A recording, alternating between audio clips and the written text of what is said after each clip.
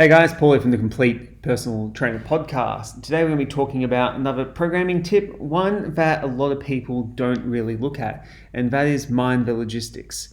So what I mean by mind the logistics is we all get caught up in what it takes to write the perfect program. So what's going to give us the most amount of movement patterns that the client needs to do, what's going to give them the best possible training effect, how are they going to do everything that they need to do in a particular training session.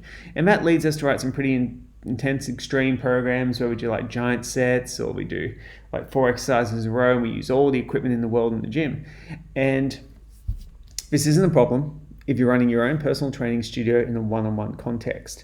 What I mean by logistics in a gym is we need to be aware of the context of where we're training and when we're training and any potential equipment limitations that could be caused by that.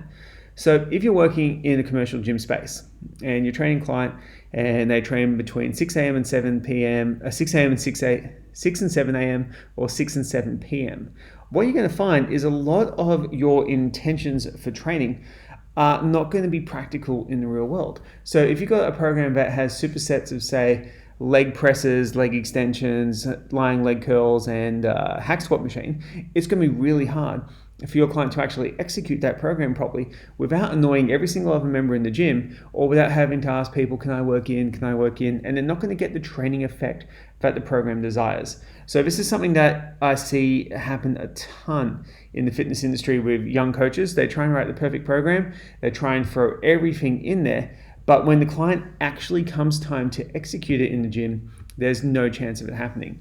So what we need to do is look at how can we maximize the training outcomes of our program, yet minimize the logistical impact of the training. Now, the first thing is to generally avoid supersets using multiple pieces of machinery. Supersets are a great training tool. They can be used for a number of different things, but if you're doing supersets and you require like 6 different exercise apparatus and the client trains at that particular time of day, they're not going to be able to do it. You might be better off doing a superset, say a barbell back squat into a reverse dumbbell lunge, because they can just bring the dumbbells up to the rack, do their squats, do their lunges. There's no problems there. They can achieve the superset and feel good about actually doing the program as said, and then you might do something like a drop set or just straight sets on the machines that allow the client to get the training outcome that they want. So when you're training your clients, you need to ask them what time of day that they will be training in the gym. That's one of the most important questions that you can ask, because from there, you'll be able to change the program based around that. So if I have a client come to me and they train in a commercial gym around 10:30 in the morning, I don't feel like there's many restrictions that you have to worry about in terms of the training program. If I have a client who trains in peak hours, what I want to do is maximize the amount of training they can do with the minimal amount of equipment. Now, a lot of coaches are more worried about having the optimal program and the best program. The best program, unfortunately, is the one with the highest degree of exercise adherence.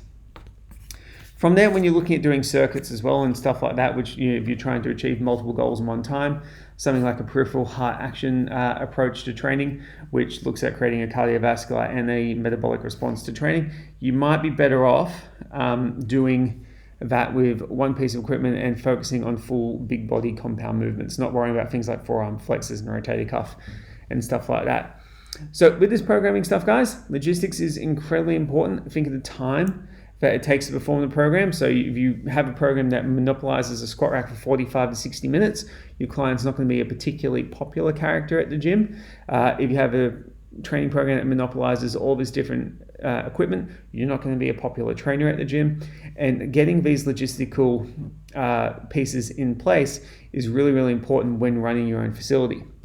So a lot of my listeners are either personal trainers who are in commercial spaces, or they are opening up their own space themselves. And one of the things I learned when opening up the facility was the more variety I put into my programs, the different clients having, the more the facility didn't run well.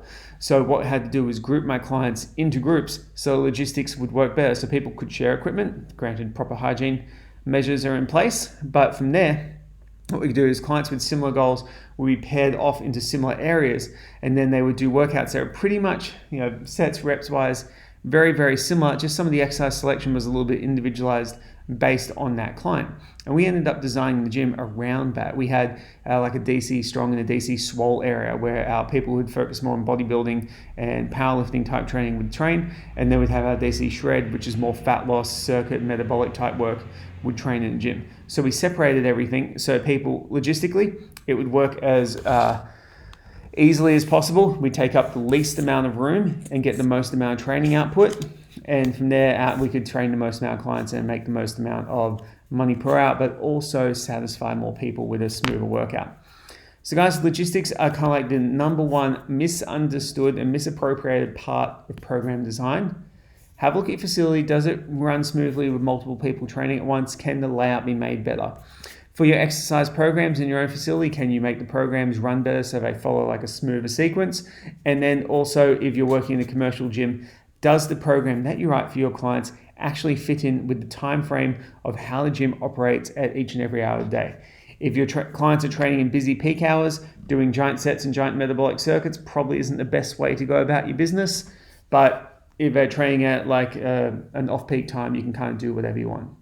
So guys, this has been an odd topic. Not many people talk about it, but definitely deserves your time and your thought. So have a look at your clients' programs, what you're doing, modify as needed. Any questions, hit me up, and I'll speak to you soon.